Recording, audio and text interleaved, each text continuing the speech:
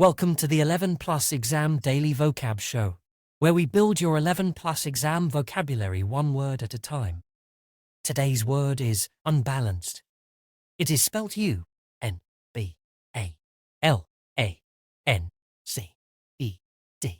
Think un, then balanced.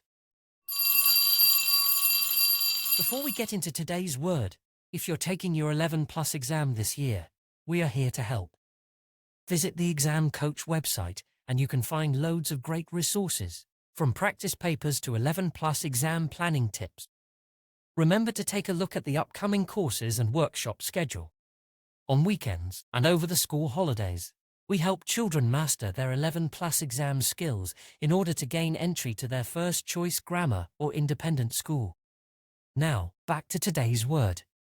Unbalanced means lacking in stability or equilibrium, often in a way that is visually noticeable.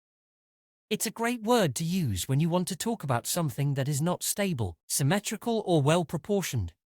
For example, you could say, the seesaw was unbalanced with 2 children on one end and only one on the other. Or, his homework was unbalanced with too much focus on the first question.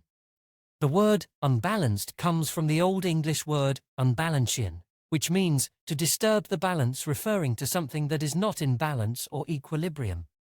In the animated series Avatar, The Last Airbender, the Fire Nation's domination over the other elements creates an unbalanced world. The Fire Nation's quest for power disrupts the harmony between the 4 nations, leading to suffering. The series follows Aang's journey to restore balance to the world by defeating the Fire Nation and bringing peace. Synonyms for unbalanced are unstable, asymmetrical, disproportionate, and imbalanced. Antonyms for unbalanced include balanced, stable, symmetrical, and proportionate. Impress your friends and family by using your new word today, unbalanced. Have a top day ahead, and we'll be back tomorrow at the same time.